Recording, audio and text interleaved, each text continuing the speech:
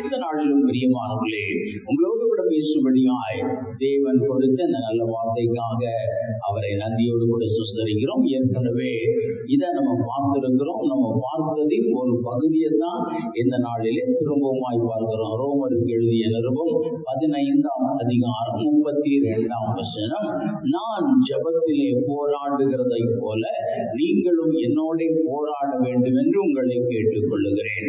ஜெபம் என்பது ஒரு போராட்டம் என்று வேதம் சொல்லுகிறது. அதைத்தான் பவுல் அப்போஸ்தலர் பல இடங்களிலே சொல்லுகிறார். இந்த ஜெபத்தை குறித்து அதிகமாய் நிருபங்களிலே ஒவ்வொரு நிருபத்தையும் முடிக்கும் பொழுது பவுல் அப்போஸ்தலர் எழுதுகிறார். ஜெபத்தை பற்றி அதில் ஒரு வார்த்தை இருக்கும். ஒவ்வொரு நிருபத்தை முடிக்கும் பொழுதும் ஜெபத்திலே உறுதியாய் தரித்திருங்க, ஜெபம் பண்ணுங்க, ஆவியிலே அனலா இருங்க, இடைவிடாமல் ஜெபம் பண்ணுங்க. ஒவ்வொரு நிருபத்தையும் முடிக்கும் பொழுதும் இந்த ஜெபத்தை பற்றி அவர் என்ன செய்வார்? ஒரு வார்த்தையாவது அவர் சொல்லி இருப்பார். ஏனென்றால் அதுதான் நம்முடைய வாழ்விலே ஒரு முக்கியமான காரியம். பிரியமானவர்கள், இதை குறித்து நம்ம ஏற்கனவே 2 வாரமோ 3 வாரத்துக்கு முன்னால பார்த்தோம். We need power in our prayer. நம்முடைய ஜெபங்களிலே என்ன தேவைன்னு பார்த்தோம்?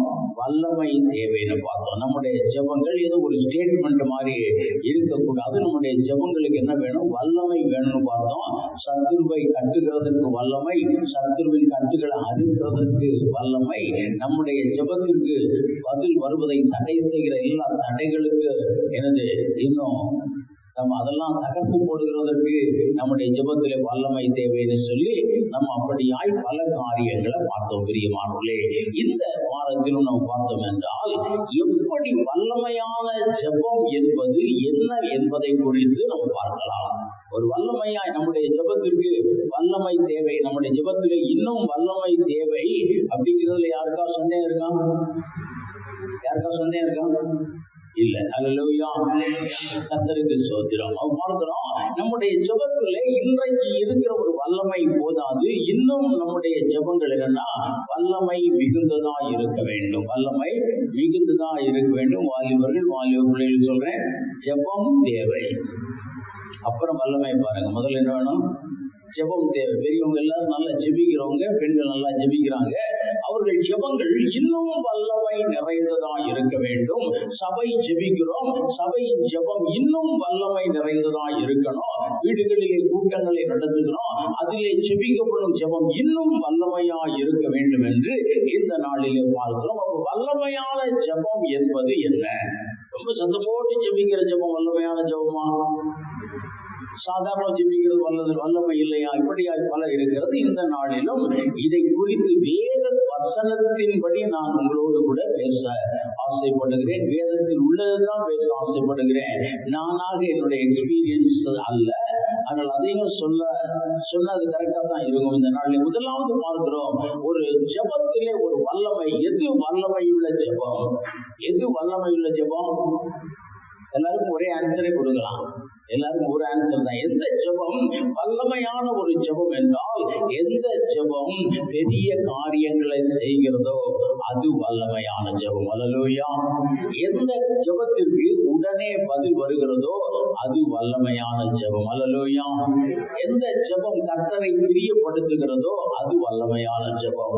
இதுல நமக்கு எந்த விதமான ஒரு காரியம் இல்லை. ஜெபம் என்பது நம்ம ஜெபித்த உடனேயே அதற்கு ஒரு பதில் நடக்கும் என்றால், ஒரு சின்ன காரியம் தான், ஒரு சின்ன வியாதி தான் ஒருத்தருக்கு மாறும்படியாய் வந்தோம்னா அவர்களுக்கு நீங்கள் ஜெபித்தீர்கள் என்றால், இயேசுவின் நாமத்தில் ஜெபித்தீர்கள் என்றால் அவர்களுக்கு ஒரு சுகம் வரும் என்றால் அந்த ஜெபத்தில் என்ன உண்டு? ஒரு வல்லமை இருக்கிறது. அல்லேலூயா, ஒரு வல்லமை இருக்கிறது. அப்படியாய் பார்த்தோம் என்றால் இந்த நாளிலே எல்லாருடைய ஜெபங்களிலும் வல்லமை இருக்கிறது. எல்லாருடைய ஜெபத்தில் என்ன இருக்கிறது? வல்லமை இருக்கிறது. இல்லைன்னு நினைச்ச முடியாது, சொல்ல முடியாது. துதிகளிலே வல்லமை இருக்கிறதானால் இன்னும் பெரிய காரியங்களை பெற்றுக் கொள்ளுகிற அளவிற்கு நம்முடைய வல்லமை என்ன செய்யணும்? நம்முடைய பவர் அதிகமாக வேண்டும். நம்முடைய பவர் அதிகமாக வேண்டும். வாலிப போய்ங்க, இவன் பெரிய ஆள் கூட காலங்களில் போய் ஜிம்முக்கெல்லாம் போறாங்க. எதுக்கு?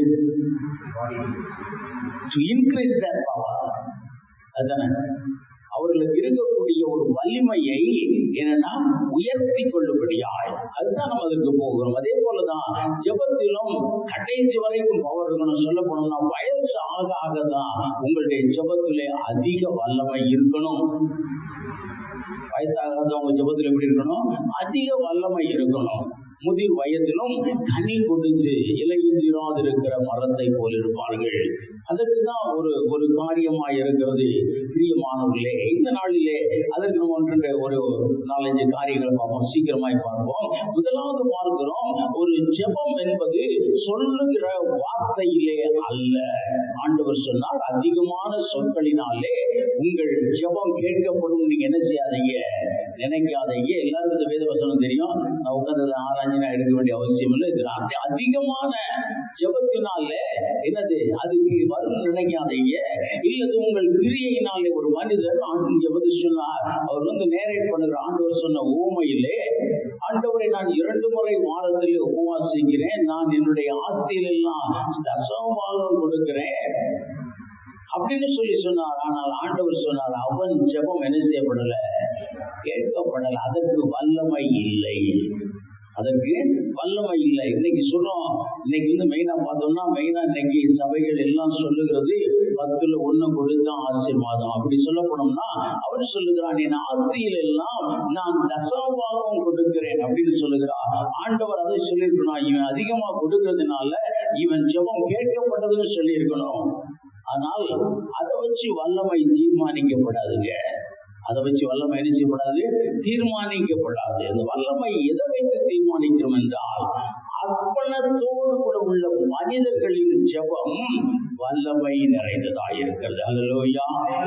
எந்த ஒரு மனிதன் தன்னை ஆண்டவருக்கென்று முழுவதுமாய் அர்ப்பணித்திருக்கிறாரோ அந்த மனிதனுடைய ஜெபம் மிகுந்த வல்லமை உள்ளதா இருக்கிறது. அறங்களை தகர்க்கிறதா இருக்கிறது. எதிரிகளை நிர்மூலப்படுத்துகிறதா இருக்கிறது. ஒவ்வொருவரையும் ஆச்சரியத்தில் வழிநடத்துகிறதா இருக்கிறது. அதுதான் பார்த்தோம் என்றால் ஒரு வல்லமையான ஜெபம், அர்ப்பணித்த மனிதர்களின் ஜெபம். அந்த மனிதர்களை குறித்து தான் ஒரு கல்லை தூக்கி வீசுறாங்க. யாருடைய கல் ரொம்ப தூரம் தள்ளி போகும்? வெயிட்டான கல்லா, லைட்டான கல்லா? எந்த கல்லு ரொம்ப தூரம் போகும்? எந்த கல் ரொம்ப தூரம் போகும்? அது கல்லில் காணப்படுகிறதா அல்லது கல்லை எரிகிறவரிடத்திலே காணப்படுகிறதா? எரிகிறவரிடத்திலே காணப்படும். எந்த மனிதன் வலிமை உள்ளவனா இருந்து அந்த கல்லை எரிகிறானோ அவன் எரிகிற கல் தான் ரொம்ப தூரமாய் போகும். அல்லேலூயா. அதே போலதான் பார்க்கிறோம், ஜெபம் என்பது தேவனை நோக்கி நம்ம செய்கிற விண்ணப்பமா இருக்கிறது. தேவனிடத்திலே ஏறெடுக்கிற ஒரு காரியமா இருக்கிறது. ஆனால் அர்ப்பணிக்கப்பட்ட ஒரு மனிதனின் வாயிலிருந்து வருகிற ஜெபம் எப்படியா இருக்கிறது? வல்லமை நிறைந்ததா இருக்கிறது. 1 சாமுவேல் புத்தகம் 7ஆம் அதிகாரம் 9-10 வசனங்களை வாசிக்கிறோம்.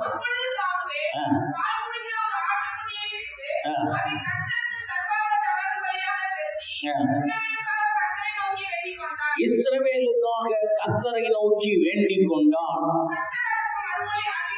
கர்த்தர் அதற்கு மறுமொழி அருளி செய்தார்.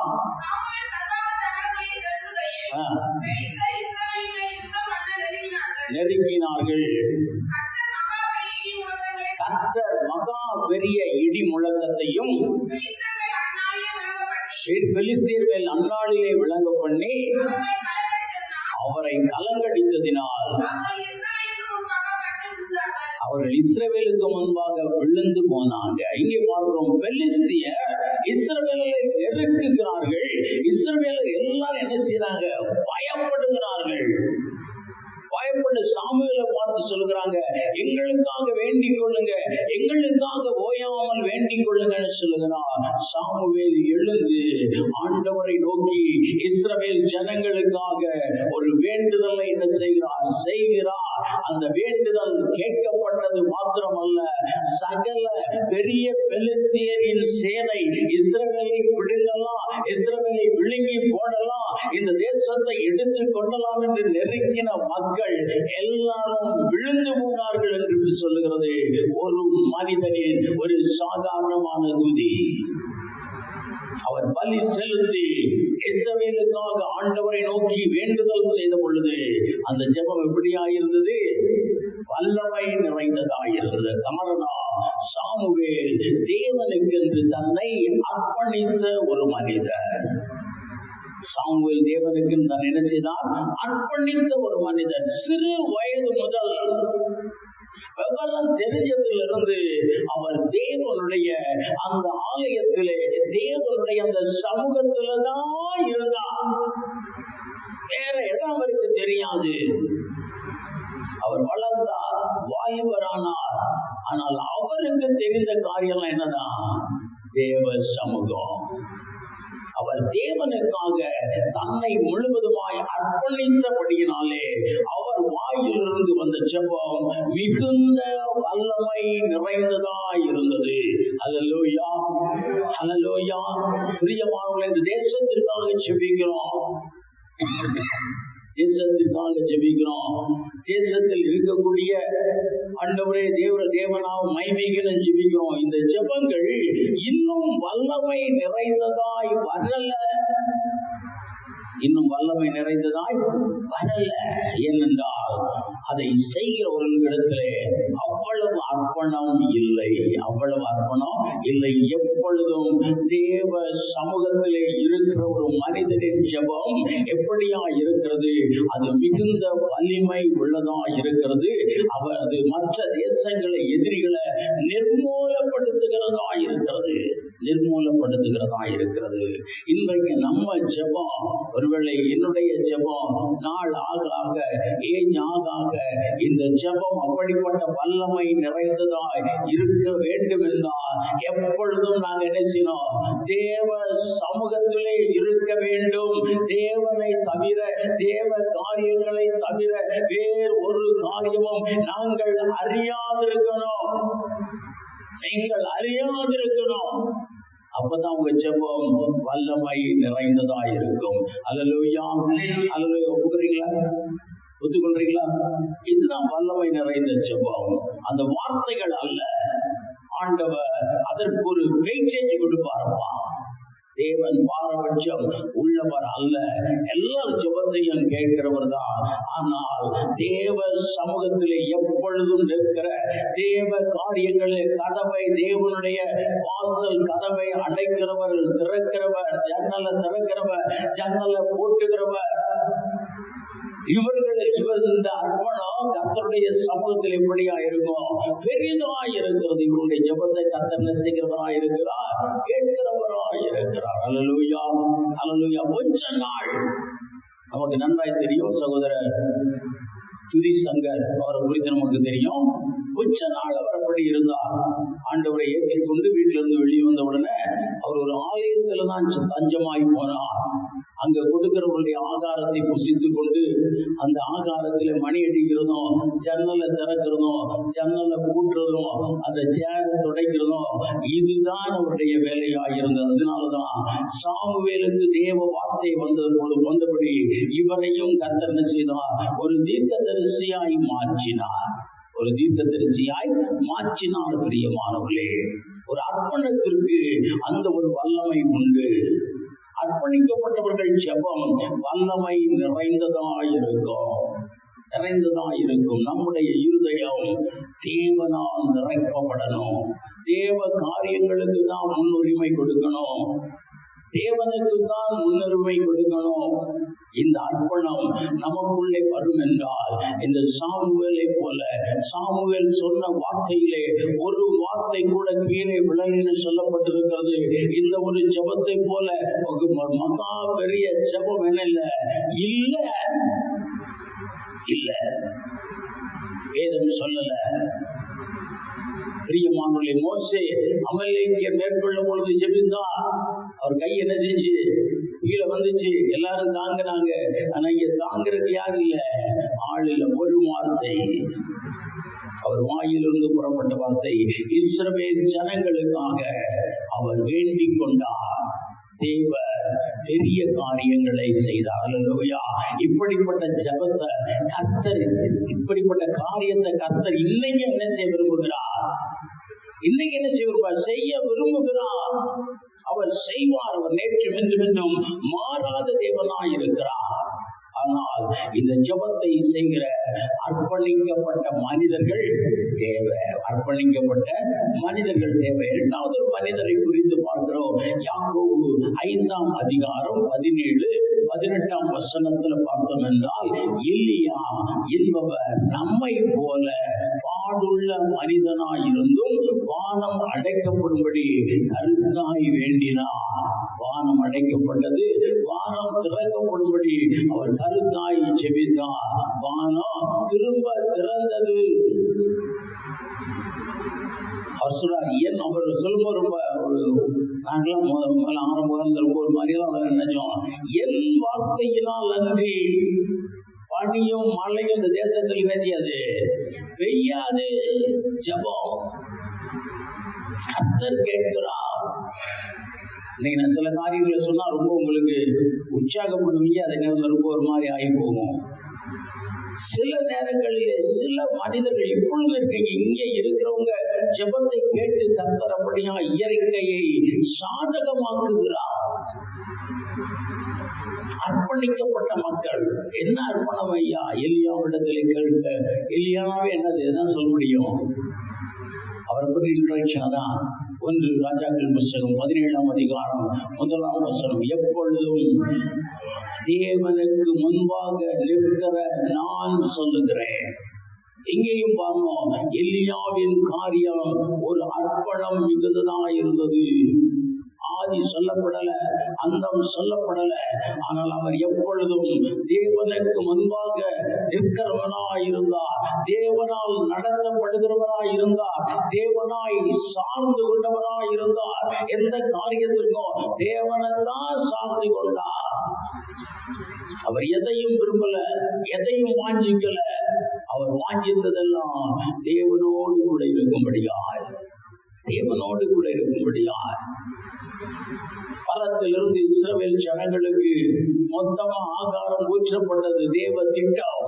ஆனால் இங்கே பார்க்கிறோம், எலியாவுக்கென்று தனியாய் பரத்தில் இருந்து என்ன வந்தது? அப்போ தண்ணீர் வந்தது.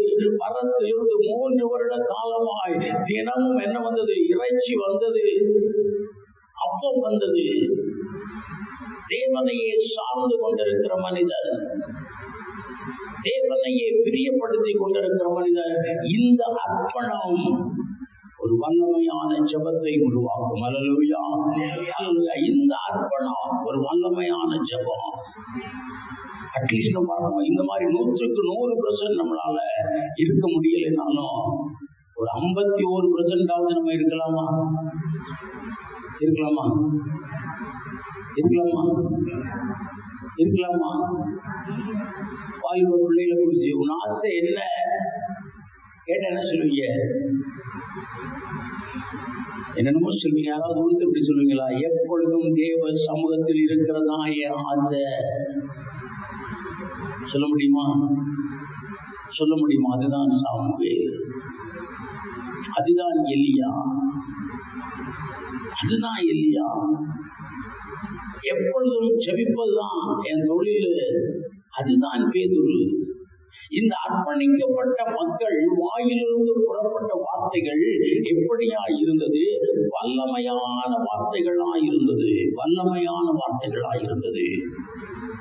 பிரியமானவர்களே, அதுதான் வல்லமை நிறைந்த வார்த்தைகள். அந்த ஜெபம் ரொம்ப நேரமா அப்படி இந்த வார்த்தையெல்லாம் பார்த்தீங்கன்னா எப்படியா இருந்தது? ரொம்ப சுருக்கமான ஒரு வார்த்தைகள், ரொம்ப சுருக்கமான வார்த்தைகள். அந்த வார்த்தைகள் மிகுந்த ஒரு தேவ நாமத்தை என்ன செய்யும்? மகிமைப்படுத்துகிறதா இருக்கணும். இந்த வேளையிலே ஆண்டவர் நமக்கு சொல்லுகிறான், நம்முடைய வாழ்க்கையிலும் இந்த அர்ப்பணத்தை நம்ம பற்றி பிடித்துக் கொள்ளுவோம். நான் சொன்னேன், ஒருவேளை எலியாவுக்கு 100% இருக்க முடியாது, 51% தான் பாதிக்கு மேல இருக்கலாமா? இருக்கலாமா? அட்லீஸ்ட் பாஸ் மார்க்காவது எடுங்கப்பா, பாஸ் மார்க்காவது எடுங்க. அதுதான் சொல்றாரு. இல்ல, இன்றைக்கு நம்முடைய வாஞ்சைகள் அப்படியா இருக்க வேண்டும் பிரியமானவர்களே. இரண்டாவது ஒரு காரியத்தை இதில் நீங்க பார்த்தோம் என்றால், மோசேயுடைய வாழ்விலும் அவருடைய ஜெபத்தை எல்லாம் கர்த்தர் என்ன செய்தார்? கர்த்தர் கேட்டார். இன்னும் மோசே குறித்து மோசே ஜெபங்களிலே ரொம்ப வித்தியாசமான ஒரு காரியம் என்றால், ஆண்டவருக்கு என்ன சொன்னவர்? ஆலோசனை சொன்னவர். ஆண்டவர் சொன்னார், கொஞ்சம் தள்ளி நின்னுங்கம்மா, இந்த ஜனங்களை முழுவதுமாய் நான் அழித்து போடுவேன்னு சொன்னார். அவர் அந்த இடத்துல நின்று சொன்னார், ஆண்டவரே, உம்முடைய கோபம் இந்த ஜனங்கள் மேல் பற்றி எரியாது இருப்பதாக. இந்த ஜனங்களுக்கு இரங்கும், இவர்கள் செய்த தவறை மன்னியும், திரும்பவும் உம்முடைய ஜனம் என்று நினைத்துக் கொள்ள. அதெல்லாம் ரொம்ப அழகாய் வேதத்தில் எழுதப்பட்டிருக்கும். அப்படியாய் தேவனிடத்தில் ஜெபித்தார். தேவன் அந்த வார்த்தை என்ன செய்தார்? கேட்டார். என்னைக்கே ஆலோசனை கொடுக்க மோசேன்னு சொல்லல, அதை தேவன் கேட்டார். காரணம் எபிரேயர் 11ஆம் அதிகாரம் சொல்லுகிறது, அர்ப்பணம். தான் ஒரு ராஜகுமார் என்ற ஸ்தானத்தை விட்டு, உலகத்தின் ஆஷா வாசத்தை விட்டு, உலகத்தில் அனித்தியமான பாவ சந்தோஷங்களை அனுபவிக்கிறதை பார்க்கிறோம். தேவனுக்காக துன்பங்களை அனுபவிப்பது மேல் என்ற ஒரு அர்ப்பணம். இந்த அர்ப்பணம் தாயா அப்படிப்பட்ட ஒரு ஜெபத்தை 30 லட்சம் ஜனங்களை தேவன் அழியாதபடிக்கு காத்த ஒரு வல்லமையான ஜெபம். அந்த உலகத்துல தான் இருக்கிறேன், ஆனா அந்த உலகத்தின் இன்பம் எனக்கு வேண்டாம். நான் மாம்சத்துல தான் இருக்கிறேன், ஆனால் இந்த மாம்சத்தின் இன்பம் எனக்கு வேண்டாம். தேவனுக்காக நான் துன்பப்பட்டாலும் பரவாயில்லை, தேவனுக்காக நான் போராடினாலும் பரவாயில்லை, தேவனுக்காக நான் ஒதுக்கப்பட்டவனாய் இருந்தாலும் பரவாயில்லை. இந்த அர்ப்பணம் மோசேயின் அர்ப்பணம். அதனாலதான் அவர் வாயிலிருந்து புறப்பட்ட ஜெபங்கள் வல்லமை நிறைந்ததாயிருந்தது. அல்லேலூயா, அல்லேலூயா. அதனாலதான் ஆண்டவர் சொன்னார், மோசே போல ஒரு தீர்க்கதரிசி இதற்கு முன்னும் இல்லை, இதற்கு பின்னும் இல்லைன்னு சொன்னார். பிரியமானவர்களே, அதனால பார்க்கிறோம், அர்ப்பணிக்கப்பட்டவனுடைய ஜெபம் வல்லமை நிறைந்ததா இருந்தது. நம்ம தேவனுக்கு என்று அர்ப்பணிக்கிறதுல பார்ப்போம். எப்பொழுதும் தேவ சமூகத்திலே இருக்கணும், எப்பொழுதும் தேவ சமூகத்திலே இருக்கணும். உலகத்தின் தூசி, உலகத்தின் ஆசா பாசம், உலகத்து மனிதரை போல வாழ்கிற வாழ்க்கை, வாலிப சகோதரனே, வாலிப சகோதரியே, நமக்கு வேண்டாம். வேதம் அப்படிதான் சொல்லுது, உலகத்திற்கு ஒத்த வேஷம் தெரியாமல். அது என்ன உலகத்திற்கு ஒத்த வேஷம் தெரியாமல்? ஒரு புஸ்தகத்தில் படிக்கும் போது ஒரு ஆங்கில புஸ்தகத்தில் எழுதியிருந்தது, ஃபேஷன். உலகம் ஃபேஷன் மாறிக்கிட்டே இருக்கும். உலகம் ஃபேஷன் மாறிக்கிட்டு இருக்கும். ஆண்களை பற்றி எடுத்துக்கிடுவோம். எப்படி போட்டது? ஆதி நாட்கள்ல வேஷ்டி, பிறகு குழாய் வந்தது, பேண்ட் வந்தது. இந்த பேண்ட்லையும் பார்த்தோம்னா அந்த இடுப்புல சும்மா வச்சுட்டு இருந்தாங்க. அப்புறம் இடுப்புல என்னது, ஒரு ஸ்டைலாக இருக்கிறது, ஒரு ஜிப் வச்சிருப்பாங்க. ஞாபகம் இருக்கா? எனக்கு நாங்கெல்லாம் வச்சு தச்சு ஞாபகம் இருக்கு. ஒரு எலாஸ்டிக் மாதிரி அந்த ஜிப்பு ஒரு அழகா இருக்கும், அல்லது பட்டன் அழகா இருக்கும். அடுத்து ஒரு பெல் பாட்டம்னு வந்துச்சு, அடுத்து டைட்ஸ்னு வந்துச்சு. இப்படி பல காரியங்கள் வந்தாலும் இன்றைக்கும் மாறாத மனிதர்கள் இருக்கிறாங்க. அந்த உலகத்தின் வேஷத்திற்கு உள்ளாய் போகாதீங்க. அவசியம்தான், எல்லாம் அவசியம். உலகத்திற்கு ஒத்த வேஷம் தெரிந்தவர்களாய், ஆண்களை பற்றி தான் சொல்றேன். யாரும் என்ன ஒரு தப்பிமா நினைக்க மாட்டாங்க. அதனாலதான் பெண்களை பற்றி சொல்லல, அது சொல்றதுக்கு நிறைய இருக்கு. அது பார்த்துக்கோங்க, அவசியமானால் அதன் பின்னாலே நடக்காதீங்க. பின்னால் நடக்காது. ஆண்கள் நிறைய பேர் சிலர் பார்த்தோன்னா, நான் ஒரு பையன் இருக்கிறேன், ஏப்பா பேண்ட் கிழிச்சிருக்குன்னு கேட்டேன். அவன் சிரித்தான். ஏன்? அதான் ஃபேஷன். என்னங்க இது, கிழியாத ஆடையை போட்டு வர்றதுதான் ஃபேஷன் நம்ம நினைச்சோம். இப்ப எப்படி நினைக்கிறாங்க? கிழிஞ்ச ஆடைய, நல்ல பார்க்கிறதுக்கு அழகான ஜீன்ஸ் ஒரு பேண்ட போட்டாங்க. எனக்கு என்னன்னே தெரியல. அது எப்ப பார்த்தாலும் அழுக்காதே தெரியுது. அது எப்ப பார்த்தாலும் என்ன இருக்கு, அழுக்காதான் இருக்கு. அது உலகத்திற்கு ஒத்த வேஷம். இந்த வேஷத்திற்குள்ள போகல மோசே. ராஜாவுடைய பிள்ளைதான், பார்வோனுடைய பிள்ளைதான். விதவிதமா ட்ரெஸ் பண்ணலாம், விதவிதமாய் நடக்கலாம், விதவிதமா நடக்கலாம். சாலமோனின் ஜெபம் பெரியது. ஒரே ஒரு பெரிய ஜெபம் பண்ணாங்க, ஆண்டவர் கேட்டார். அதற்கு பின்பு இல்லை, இந்த அர்ப்பணம் சாலமோனுக்குள்ள இல்லை. உலகத்திற்கு ஒத்த வேஷம் தரித்தவர், உலக ராஜாக்கள் போல் நடக்க விரும்பினவர். அவர் ஜெபத்துல வல்லமை இல்லை, வல்லமை இல்லை. ஆனால் இந்த மோசே ஜெபத்தில் இருந்தது வல்லமை இருந்தது. இந்த உலகத்தின் பாவ சந்தோஷம் எனக்கு வேண்டாம், மாம்சத்தின் பாவ சந்தோஷம் எனக்கு வேண்டாம், ஆண்டவர் விரும்பாத காரியம் வேண்டாம். நபருக்காய் பாடுகள் படுகிறவனாய் இருந்தாலும் பரவாயில்லை. இந்த அர்ப்பணம் வல்லமையுள்ள ஜெபத்தை வெளிப்படுத்தும். பிரியமானவர்களே, இதற்காகத்தான் அழைக்கப்பட்டிருக்கிறோம். இப்படி அர்ப்பணிக்கப்பட்ட வாழ்வு வாழதான் நம்ம என்ன செய்யப்பட்டிருக்கோம், அழைக்கப்பட்டிருக்கிறோம்னு வேதம் சொல்லுகிறது. சொல்லல, வேதம் சொல்லுகிறது. பிரியமானவர்களே, அப்படிப்பட்டவர்களுடைய ஜெபம் வல்லமை நிறைந்ததா இருக்கும். நீங்க வீட்டுல போய் தியானம் பண்ணுங்க. இரண்டாவது ஒரு காரியம், தேவ திட்டப்படி ஒரு மனிதனுடைய ஜெபம் அமையும் என்றால் அந்த ஜெபம் வல்லமை நிறைந்ததா இருக்கும். அந்த ஜெபம் வல்லமை நிறைந்ததா இருக்கும். நீங்கள் ஜெபிக்கிறதற்கு முன்பாகவே தேவனோடு கூட நீங்கள் பேசி, தேவனோடு கூட டிஸ்கஸ் பண்ணி, இந்த வேதத்தை ஆராய்ந்து பார்த்து உங்களுடைய ஜெபம் தேவனுக்கு உகந்தமான ஒரு ஜெபமா, உங்களுடைய ஜெபம் தேவ திட்டத்திற்கு ஏற்ற ஒரு ஜெபமான சொல்லி நீங்கள் அப்படியே அதை அலசி ஆராய்ந்து பார்த்து அதற்கு பின் ஜெபிப்பீர்கள் என்றால் அந்த ஜெபம் வல்லமையான ஜெபம். அல்லேலூயா. இந்த வேதத்திலே ஒரு வல்லமையான ஜெபத்தை பற்றி சொல்லி இருக்கிறது. யோசுவாவின் புத்தகம் 10ஆம் அதிகாரம் 12-13 வசனம்.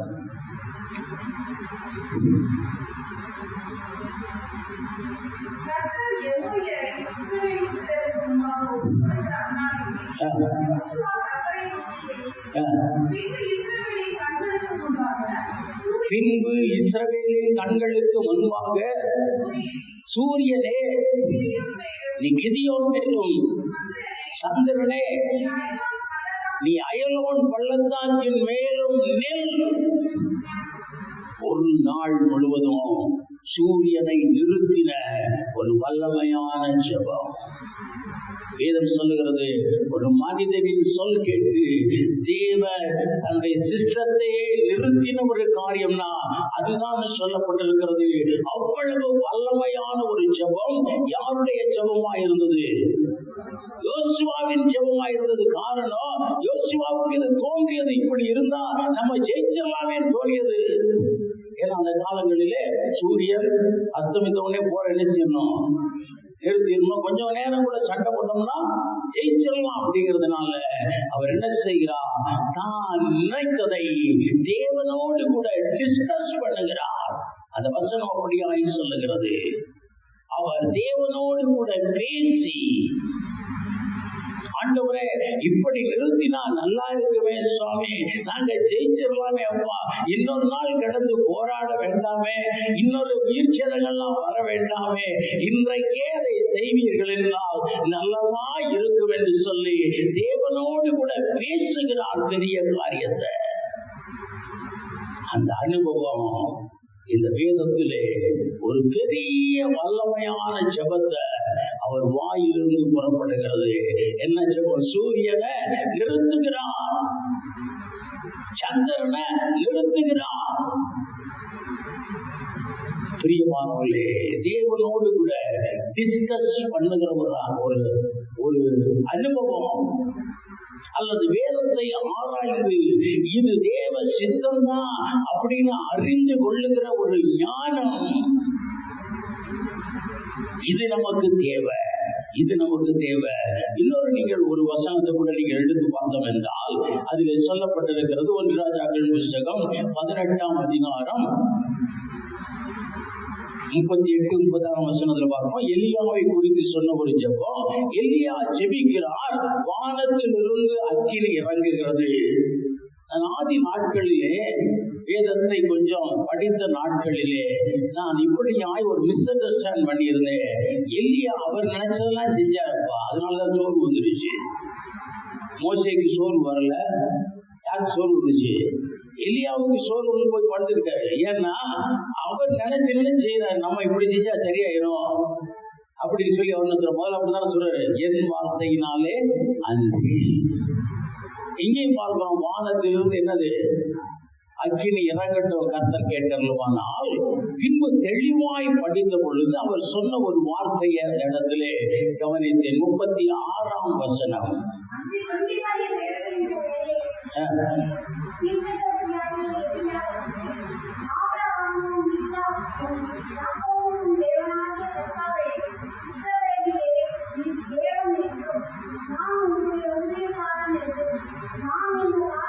நான் இந்த காரியத்தை எல்லாம் உம்முடைய வார்த்தையின்படியே தான் செஞ்சேன் அப்படிங்கிறத விளங்க பண்ணும். வானத்தை திறந்த காரியமும், வானத்தை அடைத்த காரியமும், வானத்திலிருந்து அக்கினி இறங்குகிற இந்த எல்லா காரியத்தையும் உம்முடைய வார்த்தையின்படிதான் செஞ்சாலது உம்மோடு கூட டிஸ்கஸ் பண்ணின பின்புதான் செய்தேன். என் இஷ்டத்திற்கு இதை நான் என்ன செய்யல. பார்க்கிறோம், தேவ திட்டத்தின்படி செய்கிறவர், தேவனோடு கூட பேசி செய்கிறவர். எந்த காரியமா இருந்தாலும் தேவனோடு பேசி எப்படி செஞ்சிருக்கிறோமா? பேசி செஞ்சிருக்கோமா? இல்ல, அதுக்கெல்லாம் எனக்கு டைம். எனக்கு நாங்கள் ஒரு 2-3 ஊழியக்காரங்க, ஊழியக்காரன் எங்களை சொல்ல முடியாது, ஆண்டவருடைய பிரசங்கத்தை பண்ணோம் அப்படி இப்படிலாம் ஒரு 2-3 பேர் இருக்கிறோம். நாங்கள் எங்களுக்குள்ள பேசிக்கிடுவோம். எங்களுக்கு பெரும்பாலும் செய்தி ஆண்டவர் தான் கொடுப்பார். ஏன்னா உட்கார்ந்து வேதத்தை வாசித்து அதெல்லாம் எடுக்கிறதுக்கு அந்த காலங்களில் டைம் இல்லை. அதனால நாங்கள் உட்காருவோம். உடனே உங்களுக்கு ஒரு பிரசங்கத்தை கொடுப்பார். ஒரு பிரசங்கத்தை கொடுத்த உடனே நினைச்சிருவோம், உடனே அதை குறிச்சிட்டு வந்துடுவோம். அப்போ நாங்கள் ஒரு 3 பேர் அப்படி பேசும் பொழுதும் எங்களுக்குள்ள இந்த பெரிய டிராபிக் என்னன்னா, ஆண்டவர் சமூகத்தமா ஜெபிச்சுக்குவோம். எப்போ அவர் பிரசங்கம் கொடுத்தாரோ கொடுத்தோன்னு எழுதிட்டு உடனே நினைஞ்சிருவோம், எந்திரிச்சு வந்துடுவோம். அவ்வளோதான். அதற்கு பின்பு அவர் என்ன பேசுறாரு, அவரோடு கூட பேசணுமா, அதெல்லாம் எங்களுக்கு யாரும் சொல்லி கொடுக்கல. அதனால இந்த அனுபவத்திற்குள்ளாய் போகணும். அதெல்லாம் இன்னைக்கு நினைக்கிறேன், ஏன் ஆண்டவர் அன்னைக்கு கொஞ்சம் கூட முடிவுல பேசியிருந்தா வேற ஏதாவது நிறைய சொல்லி போயில பிரசங்கத்தை வாங்கணும். அதே மாதிரி தான் இன்னைக்கு நம்ம நன்மையை கேட்கணும். நன்மையை கொடுத்த உடனே அந்த இடத்த விட என்ன செய்யணும், கம்பி நீட்டிடணும். ஒரு சமீபத்தில் ஒரு பிரசங்கம் ஒரு ஜோக்கான ஒரு பிரசங்கத்தை நான் கேட்டேன். அதில் ஒருத்தர் சொல்லியிருந்தார், இப்படிதான் சொல்லியிருந்தார், அந்த நாட்களிலே யோபுவை பற்றி பிசாசு போய் என்ன சொல்றனா, ஆண்டவரே நீர் அவனுக்கு நிறைய நன்மைகளை கொடுத்துருங்க, ஒரு தீமையை கொடுங்க, அதற்கு பின்பு உண்மை பின்பற்றுகிறானா இல்லையான்னு பார்ப்போம்னு அந்த போதகர் சொன்னார். இன்னைக்கு அப்படியெல்லாம் பிசாசு கஷ்டப்பட்டு கேட்க வேண்டாம். ஆண்டவரே அவன் கேட்கிற ஒரு நன்மையை கொடுங்கப்பா, அதுக்கப்புறம் கொஞ்சம் சர்ச்சைக்கே வரமாட்டான். இன்னைக்கு நிலைமை அப்படிதான் இருக்கு. குழந்தை பாக்கி வேணும், ஆண்டவர் கொடுத்துட்டா அதோடு சரி. பிரியமானவர்களே, அது அல்ல தேவ திட்டம். தேவனோடு கூட பேசுகிற ஒரு அனுபவம் இதெல்லாம் ஒரு சாதாரண காரியங்கள் அல்ல. ஆனால் இதன்படி நீங்கள் செயல்படுவீர்கள் என்றால், தேவனோடு கூட பேசி பெரிய காரியங்களை யோசுவா செய்கிறார். தேவனோடு கூட பேசி பெரிய காரியங்களை எலியா செய்கிறார். நீங்களும் கூட பெரிய காரியங்களை செய்யலாம். தேவ திட்டத்தோடு கூட உங்களை இணைத்துக் கொள்ளுங்க. We have no time. நம்ம ஆலப்பட்டியிலிருந்து கொஞ்சம் பேர் வராங்க. அந்த கொஞ்சம் பேரை பற்றி அதிகமா ஜெபிக்கிறதுக்கு நமக்கும் டைம் இல்லை. ஆலம்பட்டியை பற்றி பேசுறதுக்கு ஜெபிக்கிறதுக்கு அவங்களுக்கும் டைம் இல்லை. ஒரே ஒரு மாதத்தை எல்லாரும் கூடி இருக்கும்போது ஆண்டவரே ஆலம்பட்டி நீங்க நினைச்சு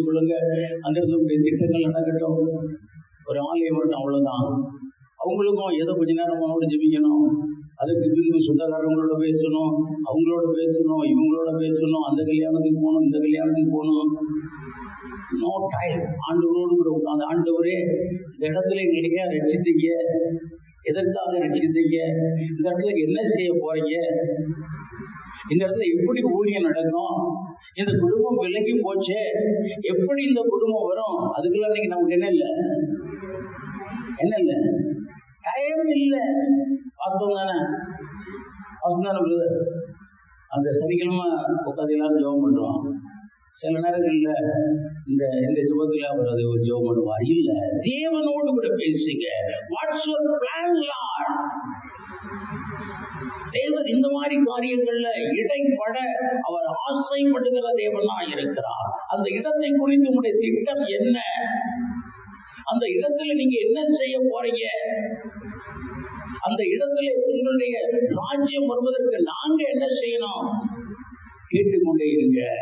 பெரிய வல்லமையான ஜெபம் உங்களுக்கு ஒரு அடுத்த ஒரு காரியங்களை சீக்கிரமாய் பார்க்க முடியும். மூன்றாவது ஒரு காரியம், மத்தேயு எழுதின சுவிசேஷம் 18ஆம் அதிகாரம் 19ஆம் வசனம்.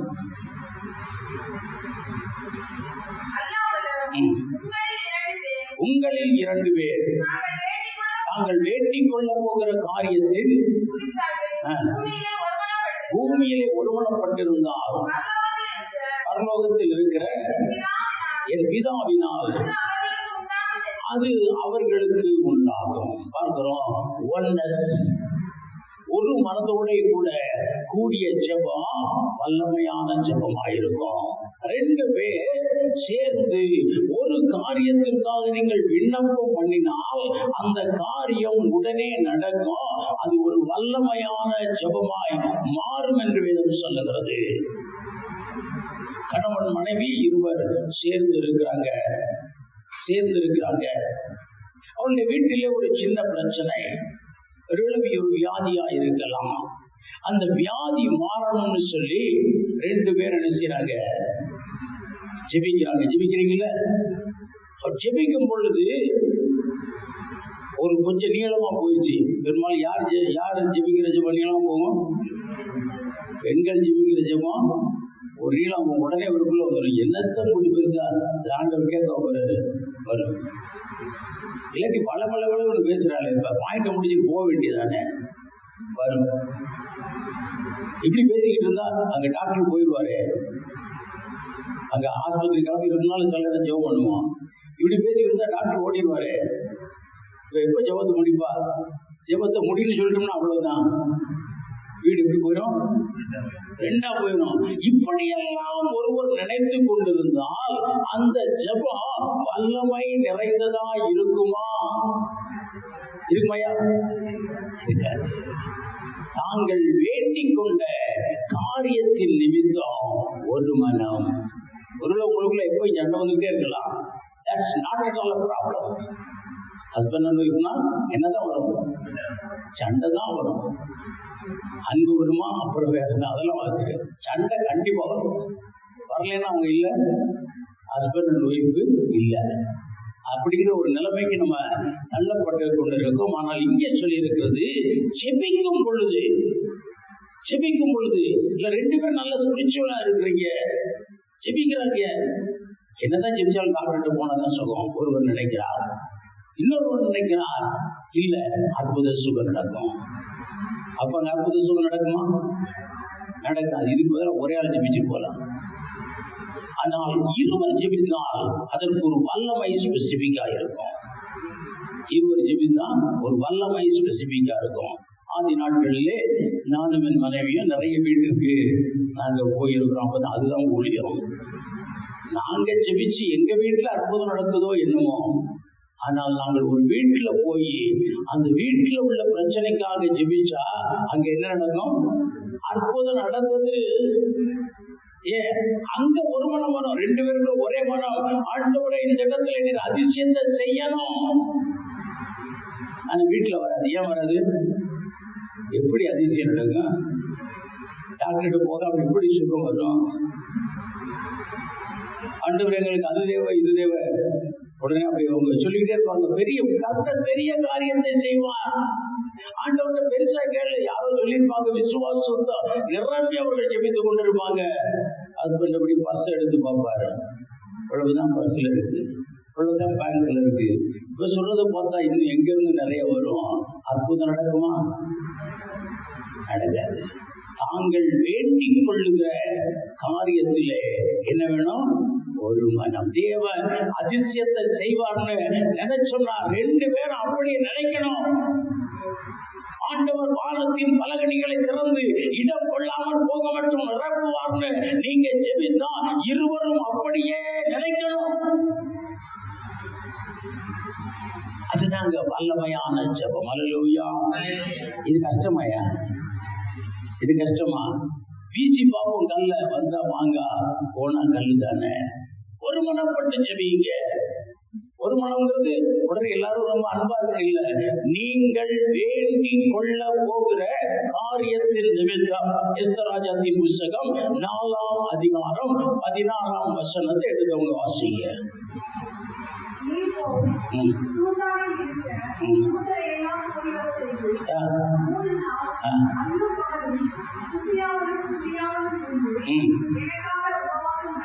எனக்காக உபவாசம் பண்ணுங்கள், நானும் என் தாதிமாரும் உபவாசம் பண்ணுவோம்.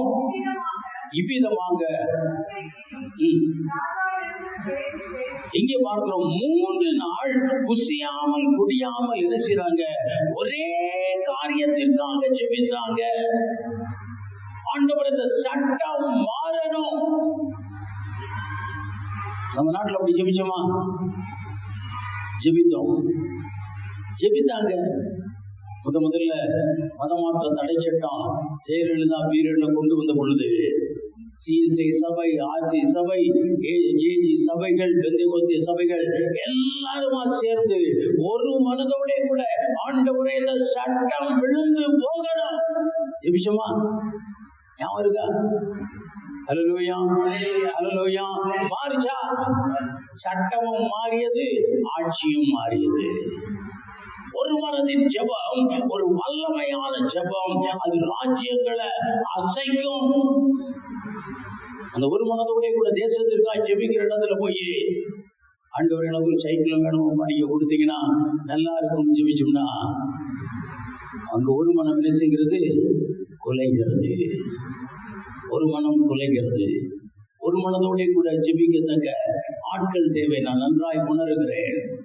நாங்கள் ஆலயம் ஆரம்பிச்ச விஷயத்துல நல்ல ஆவியில நிறைந்து ஜெபிக்கிற மக்கள் என் கூட கர்த்தர் தந்தார். வேன் எடுத்துட்டு போவோம், வீடு வீடா இடத்துக்கிட போய் ஜெபிப்போம். நாங்கள் ஜெபித்த இடமெல்லாம் விடுதலை வந்தது. சந்தோஷமா இருந்தேன். அந்த பாயிண்ட பார்த்துட்டு அடுத்து பிசாசு செஞ்சா அதுல ஒரு 2 பேர் மனசுல தெரிய செய்து அப்படி ஒரு வேறுபாட்டை கொண்டு வந்தான். அதுக்கு பின்பு அது போச்சு. அதுக்குள்ள போறதை படித்தேன். ஏன்? ஒரு மனம் இல்லை, ஒரு மனம் இல்லை. ஒண்ணுமில்ல, போய் ஜெபிப்போம், விடுதலை வரும். திரும்ப வந்து என்ன சொல்லணும்? என்ன சொல்லணும்? கர்த்தருடைய நாமத்திற்கு மகிமை உண்டாவதாக.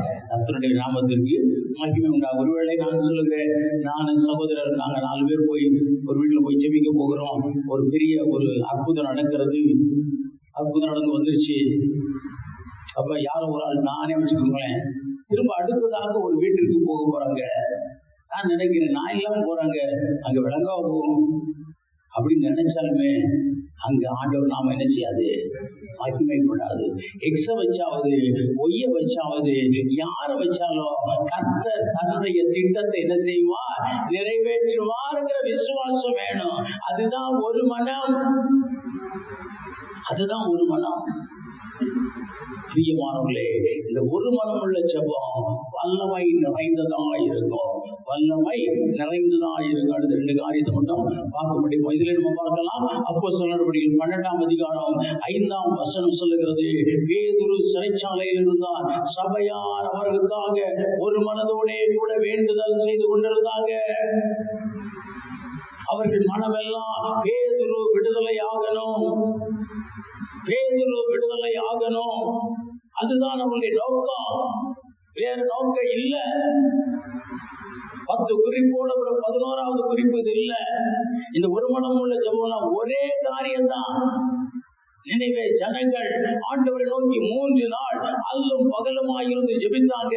ஒரே பாயிண்ட் தான், தேவன் எங்களுக்கு இரங்கணும். ஒரு பாயிண்ட் தான். 3 நாள் உசியாமல் குடியாமல் ஜெபித்தாங்க. அந்த ஜெபம் தேவ கரத்தை அசைத்தது. வல்லமை மிகுந்த ஜெபம். இந்த ஜெபத்திற்கு ஒரு பெரிய பிரச்சனை இல்லையே, ஒரு பெரிய அர்ப்பணம் தேவையில்லை.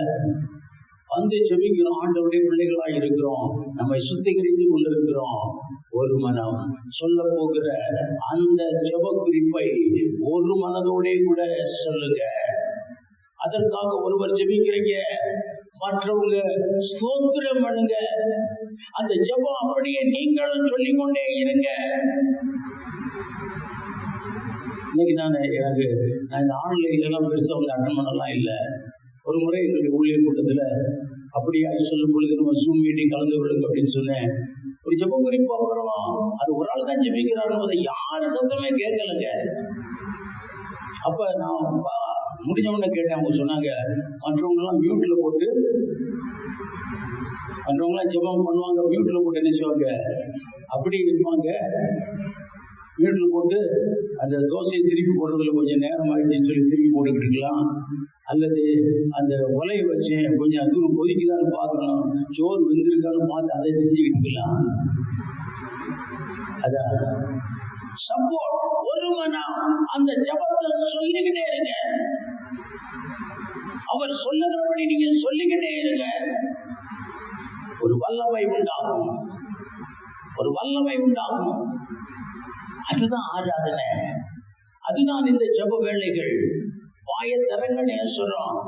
வாயை திறந்தாதான் ஒன்னஸ் வரும். அமைதியா இருந்தா வேற சிந்தை வரும். ஒரு மனதோட கூட ஜெபிப்போம். அடுத்து ஒரு காரியத்தை பார்க்கலாம்.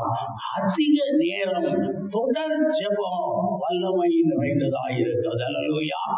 தொடர் ஜெபம் எப்படியா இருக்கிறது?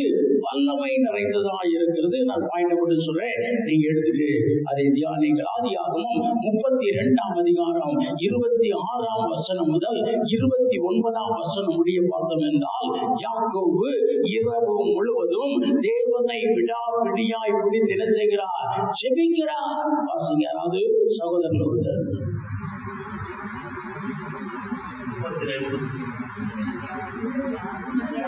26 வேற இருக்காது. அவர் நான் போகட்டும் பொழுது விடுகிறது என்றார். அதற்கு அவன் நீர் என்னை ஆசீர்வதித்தால் ஒழிய நான் போக விடேன். இரவு முழுவதோ விடாப்பிடியாய் பிடித்து ஆண்டவரே என்னை ஆசீர்வதியும் என்று அதிக வேளை ஜெபிக்கிறார். அதிக நேரம் இரவு முழுவதுமாய். நம்ம இரவு முழுவதுமா ஒரு தடவை கூட ஜெபிக்கணும்னு நினைக்கிறோம். ஒரு மனிதன் இரவு முழுவதுமாய் ஜெபிக்கிறான் ஒரு காரியத்திற்கு. ஆண்டவர் அவனை ஆசீர்வதித்தான். நீங்க வேதத்துல பார்க்கலாம். அதிக நேரம் தொடர்ந்து ஜெபிக்கிற ஜெபம். ஒரு காரியம் உங்கள் வீட்டில நடக்கலையா, நடக்கும்னு நினைக்கிறீங்களா, டைம் லிமிட் இல்லாம உட்கார்ந்துருங்க, ஜெபிச்சுக்கிட்டே இருங்க. அதற்கு எனக்கு ஒரு பதில் வரணும் ஆண்டவரே, வரும் வரை ஜெபிப்பேன். பரலோகம் திறக்க உங்களுக்கு ஒரு பதில் தரும்படியா. தானியேல் 9ஆம் அதிகாரத்துல அப்படியாய் ஜெபித்தார் தானியேல். பரலோகம் திறந்தது, தூதன் இறங்கி வந்தார், உன் ஜெபம் கேட்கப்பட்டது. இன்னும் சொல்லப்பட்டிருக்கிறது, கொரிந்தியர் 10ஆம் அதிகாரத்திலே சொல்லப்பட்டிருக்கிறது, கொர்நேலியு எப்பொழுதும் ஜெபித்துக் கொண்டிருந்தார். அதிக நேரம் ஜெபித்துக் கொண்டிருந்தார், இடைவிடாமல் ஜெபித்துக் கொண்டிருந்தார். பரம் திறந்தது. பதில் வந்துச்சாயா? ஏன்? தொடர் ஜெபம் வல்லமை நிறைந்தது. தொடர் ஜெபம் வல்லமை நிறைந்த அந்த காலங்கள்ல அப்படியா தொடர் ஜெபங்கள் நடத்தினாங்க. ஒரு ஒரு இரவு முழுவதும் அல்லது பகல் முழுவதும் ஒருத்தரும் கால் மணி நேரம் போட்டு ஒரே காரியத்திற்காக விண்ணப்பம் பண்ணினாங்க. தொடர் ஜெபம், அதிக நேரம் ஜெபிக்கிற ஜெபங்கள் ஒரு வல்லமை மிகுந்ததாக இருந்தது. அப்போஸ்தலர் நடவடிக்கைகள் 9ஆம் அதிகாரம் 9ஆம் வசனத்திலே அவர் பவுல் அப்போஸ்தலர் ஜெபித்துக் கொண்டிருக்கிறார். 11ஆம் வசனத்திலே ஆண்டவர் சொல்லுகிறார், அவர் ஜெபம் பண்ணி கொண்டிருக்கிறார். 3 நாள் ஒரு பிரச்சனை, வாழ்வில ஒரு டர்னிங் பாயிண்ட். ஆண்டவரை சந்தித்தார், கண்ணு தெரியாம போச்சு. அடுத்து என்ன காரியம் நடக்கும்னு தெரியல. தன்னுடைய வாழ்வில அடுத்த திட்டங்கள் என்னன்னு தெரியல. தன் பிள்ளைகள் வாழ்வில அடுத்த திட்டம் என்னன்னு தெரியல. தொடர் ஜெபம்,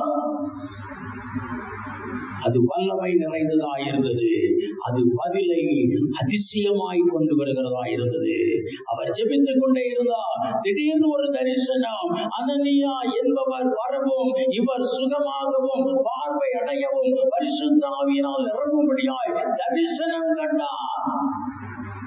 சாதாரண விட மாட்டாருங்க. நீங்க அதிகமாய் ஜெபிச்சா விட மாட்டார். கர்த்தர் இடைப்படுவார். அவர் வாழ்க்கையில பெரிய காரியங்கள் நடந்ததற்கு இந்த தொடர் ஜெபம் காரணம். அடுத்து நமக்கு நன்றாய் தெரியும், ஆவியிலே நிறைந்தவர்கள் ஜெபிக்கிற ஜெபம். 9ஆம் அப்போஸ்தலர் நடவடிக்கைகள் 9ஆம் அதிகாரம் 40ஆம் வசனம்.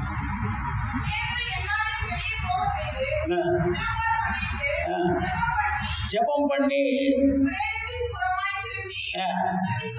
தபித்தாளே எழுந்திரு என்றார். பேதுரு அப்போஸ்தலர் அங்கே போய் என்ன செய்கிறார்? அங்கே ஜெபம் பண்ணுகிறார். பிரேதத்திற்கு பக்கத்தில் இருந்து ஜெபம் பண்ணி எழுந்து ஆவியிலே நிறைந்தவராய் தபித்தாளே எழுந்திரு என்றார். வேணா எந்திரிச்சிச்சுங்க. ஆவியிலே நிறைந்து ஜெபிக்கிற ஜெபம். ஒருவனை உற்று பார்க்கிறார், விசுவாசம் இருக்குன்னு பார்த்தவுடனே சொன்னார், என்னிடத்திலே வெள்ளியும் பொண்ணும் இல்லை, இயேசுவின் நாமத்திலே எழுந்து நட. ஆவியிலே நிறைந்தவராய் ஜெபிக்கிறார். அங்கே அற்புதம் நடக்குது. செத்தவன் கையில வெத்தல் வாக்கு கொடுக்கிற ஜெபம் அவருக்கு வாக்கரிசி போடுற மாதிரி தான். ஆனால் நீங்கள் ஆவியிலே நிறைந்து உற்சாகமாய் ஜெபிப்பீர்கள் என்றால் அது வல்லமை மிகுந்ததாய் இருக்கிறது. பிரியமானவர்களே, ஜெபிக்கிறவர்களாய் அல்ல, வல்லமை மிக்க ஜெபிக்கிற ஜெபத்தை ஜெபிக்கிறவர்களுக்கு தான் நம்ம அழைக்கப்பட்டிருக்கிறோம். அதுதான் பெந்தேகோஸ்தே சபை. உங்க ஜெபத்துல வல்லமை இருக்கணும்.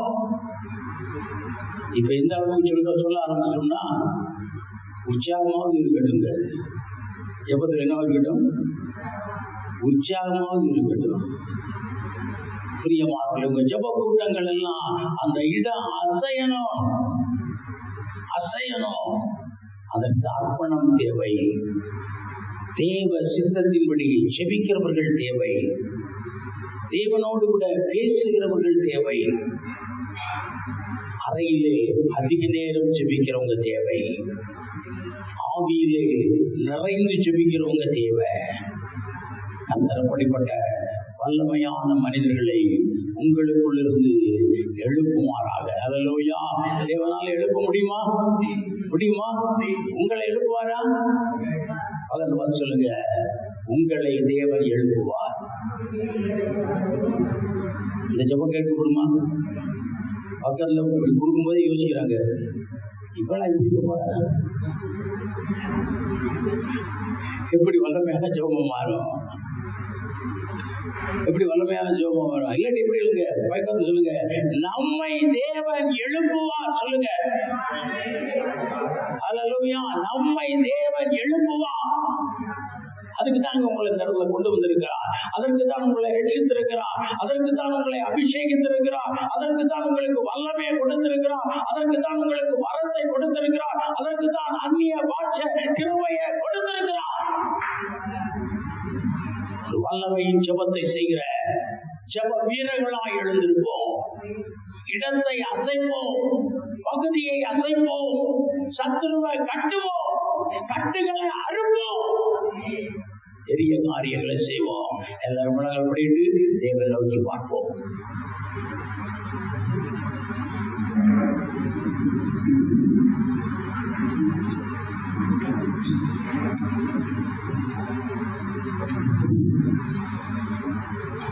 வல்லமையின் ஆவியானவர் என்னுள் வந்துவிட்ட காரணத்தினால் கொல்லாத சாத்தானே ஒரு சொல்லால விரட்டிடுவே.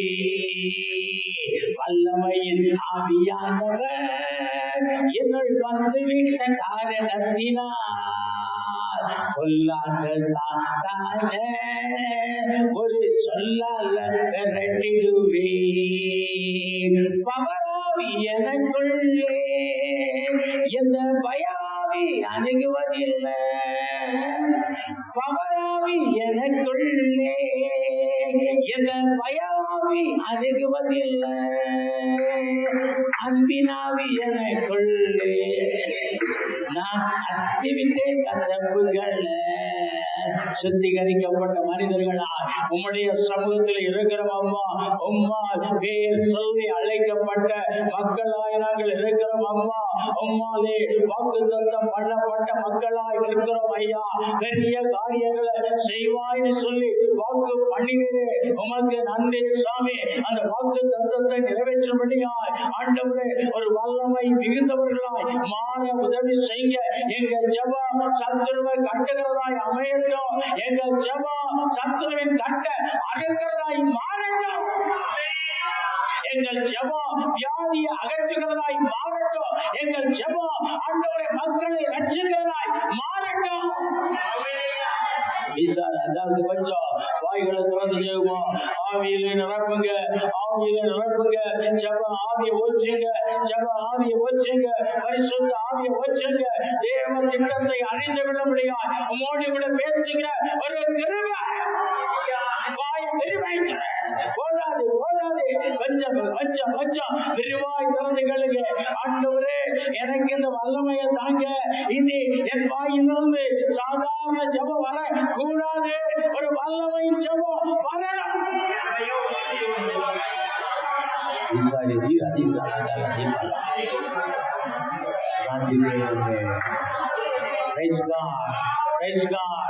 தேவன் பொறுப்படுத்திக் கொள்ளணும்.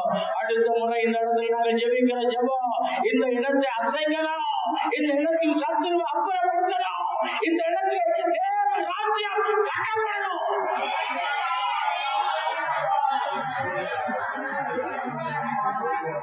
கர்த்தருடைய செய்கப்பா உங்களுடைய பிள்ளைகளுடைய ஆவியினாலே நிரப்புங்க. ஒழுவாய் ஜெபிக்கிற ஜெபம் ஆண்டவரே தொடர்ந்து ஜெபிக்கிற ஜெபம் பலனுள்ளதாய் கர்த்தர் மாற்றுவேன் என்று வாக்கு கொடுக்கிறீங்க. அது ஆண்டவரே ஒரு வல்லமை மிகுந்ததாய் மாறட்டும் மாறட்டும். வீடுகளிலே ஜெபிக்கிற ஜெபம் அந்த பகுதியை அசைக்கிறதாய் மாறட்டும். கர்த்தருடைய செய்கப்பா எங்களை அழைத்த தேவன் எந்த ஒரு காரியத்திற்காக அழைத்தீரோ அந்த காரியத்தை நிறைவேற்றுங்க. ஒரு பகுதியில எங்களை வைத்த தேவன் என்ன நோக்கத்திற்காக வைத்தீரோ அந்த நோக்கம் நிறைவேறணும். எங்கள் வீட்டிலிருந்து வல்லமையான துதிகள் புறப்படணும். வல்லமையான ஜெபங்கள் புறப்படணும். அதிக நேரம் ஜெபிக்கிற ஜெபங்கள் புறப்படணும். கர்த்தருடைய செய்ய அந்த ஒருவரையும் பேர் பேராய் ஆசீர்வதிங்க. உங்களுடைய பெரிதான கிருபை கூட இருக்கட்டும். ஒரு அர்ப்பணம் மிக்கவர்களாய் மாற்றுங்க. உலகத்தோடு கூட ஒத்த வேஷம் தரித்தவர்களாய் அல்ல, தேவனுக்கென்று தனி தன்மை உள்ளவர்களாய் மாற உதவி செய்ய. அதிக நேரம் தேவ சமூகத்திலே இருக்கிறவர்களாய் கர்த்தர்களை மாற்றுங்க. எங்கள் இருதயம் தேவ பிரசன்னத்தினாலோ தேவ வசனங்களினாலோ பரிசுத்த ஆவியினாலோ நிரம்பும்படியாய் அனுகூலம் செய்யப்பா. நன்றி. கர்த்தர்படி செய்து பெரிய காரியங்களை செய்ய ஒவ்வொரு குடும்பத்தை ஆசீர்வதிங்க. வியாதி பலவீனங்களை அகற்றி வெல்லணும். ஒருமித்து இந்த வியாதி காரியத்திற்காக செபிப்போம். ஆண்டவரே இந்த வெயில் ஆண்டவரே உடைய பிள்ளைகளுக்கு வியாதி பலவீனத்தை கொண்டு வராதபடிக்கு கர்த்தர் காத்து கொள்ளபடியாய் நாங்கள் ஒருமித்து ஜெபிக்கிறோம். ஒருமித்து ஜெபிக்கிறோம். சின்ன பிள்ளைகள் அங்கும் போகையிலே விளையாடுகையிலே எந்த இன்ஃபெக்ஷன்ஸும் வராதபடிக்கு இன்ஃபெக்ஷன்ஸ் மாறும்படியாய் ஆண்டவரே இயேசு கிறிஸ்துவின் நாமத்திலே நாங்கள் ஜெபிக்கிறோம். எங்கள் போக்கிலும் வரத்திலும் கூட இருந்து காத்து கொள்ளுங்க ஆண்டவரே. பகலிலே வெயில் ஆகிலும் இரவிலே நிலவாகிலும் உங்களை சேதப்படுத்தாதுன்னு சொன்னீங்க. அந்த வார்த்தை எங்களிலே எங்கள் குடும்பத்திலே நிறைவேற உதவி செய்யுங்க.